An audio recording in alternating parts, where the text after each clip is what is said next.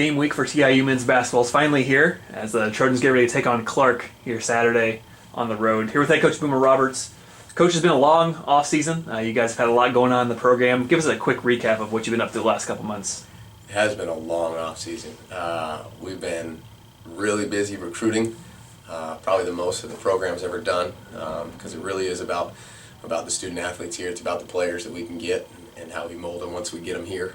So that's been really good, and hopefully the fruits of the labor will pay off starting on Saturday. But we've also we've done a lot of clinics. We've hosted our first camp, first ever Trinity International youth basketball camp this summer in June, which went really well.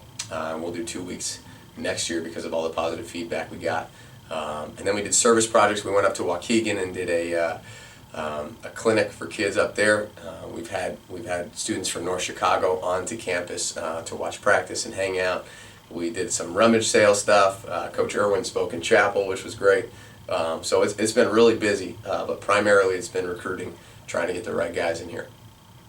Speaking of the roster and how you guys have kind of put it together for this year, you got 4 guys coming back from last year: Sean Smith, Thomas Hamrine, David Chapman, and James Glass. Talk about what those guys have done in the offseason to kind of get better and get prepared for this year.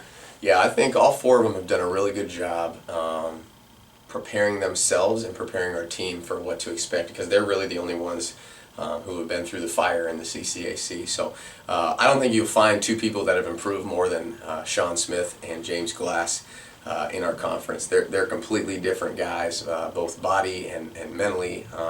They were in here every day this summer, working on their game, working in the weight room, and doing game speed. You know, a lot of guys go get shots up, but these guys were competing on a daily basis, which you can tell right now they're playing a lot better and more confident than they ever have. So I'm proud of that crew. And Thomas Amrine has been Mr. Consistency since I took the job. He's hasn't missed a day, hasn't missed a practice, hasn't missed a weight room. He's in after it all the time. And, you know, he's getting married in the spring, so he's got a lot on his mind. But he's still been just a rock for our program, and he's going to have a good year for us again after a solid year last year. And then David Chapman, you know, I'm really high on DC. He's a guy that's a glue piece for our program. The guys love him. He's well respected across campus, and he adds a dynamic to our program that we need in the athleticism and the ability to defend and rebound. We think him coming back for his senior year is going to be night and day from his junior year, so we're excited about that. The other side of bringing just 4 guys back means that you guys had a lot of recruiting to do in the offseason. Talk about some of the guys who are new to the program that fans should keep an eye out for. Sure. So we signed 9 new guys. We signed freshmen Greg and Jeremy Carlisle from Cerritos, Gar High School in California, Caleb Kelly from up in Wisconsin, Donna Watkins, DJ from Georgia. So those 4, and then transfer-wise we got Luke Mead, who's an older guy who brings a lot of character and poise to the locker room.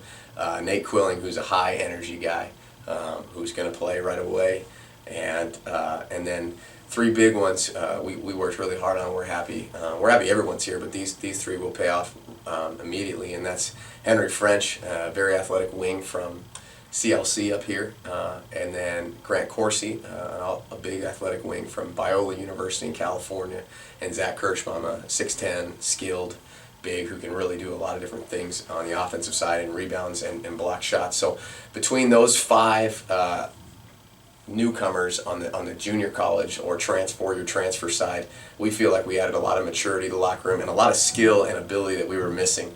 And then the freshmen, you know, the Carlisle twins are about to get thrown in the fire real quick. We're thrilled to have them. They add just a dynamic that we have never had here with the quickness and the competitiveness and really the relentlessness. Can they be relentless all the time? Because they're a matchup nightmare, and they're great guys. Guys love them. So I'm really proud of the group we've assembled, but it's only, right now, it's just tools in the shed. You know, we haven't done anything with the tools, so we got to put it together a little bit. The team saw a lot of improvement, at least in win total, from last year to the year before. Bringing a lot of new faces now. As a coaching staff, you've worked with these guys for a couple weeks now in practice. What are the expectations you've set for the team this year? Try to score more points than the other team. Really, honestly, we've talked about defending better. We almost tripled our win total last year than we had the year before, but I think we snuck up on some people. And last year's team came together with a lot of toughness that we don't have this year yet. We're not quite there in the family toughness area that we had last year, because we had six seniors really, who were just big time character guys, and we miss those guys.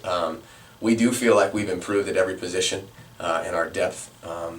So we have high expectations. We didn't come in here going, all right, well, we're probably going to lose to that team, maybe lose to this team. We'll compete with this team. We feel like anybody on our schedule we can compete with.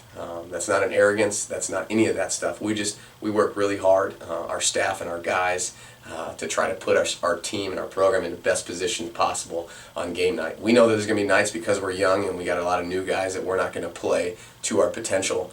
But if we play to our potential on a consistent basis, I think we're as good as any NAI on our schedule. Now that's playing to your potential on a consistent basis, which we're not anywhere close to now.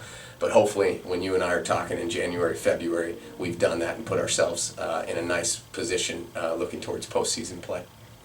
Like you always say, you want to take one game at a time. Give us a little preview for Clarke on Saturday. Yeah, they're the most important game, because they're the next game. Little Nick Saban, all that stuff. It's really true, though. Clarke is much improved from last year.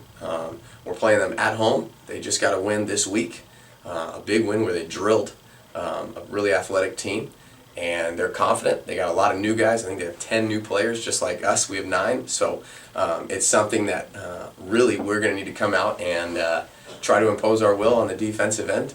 But they're well coached. They got a really good point guard. They got a sophomore returner on the wing who can really shoot it, and 2 bigs that are athletic, and they finish a lot. So I have a lot of respect for them, just like every opponent. And going on the road 3 hours and trying to get off the bus and beat somebody is very difficult to do. But we're pumped just to play another team. If you love to compete, you love to compete. It has nothing to do really with the scoreboard or your opponent or anything. You just want to compete.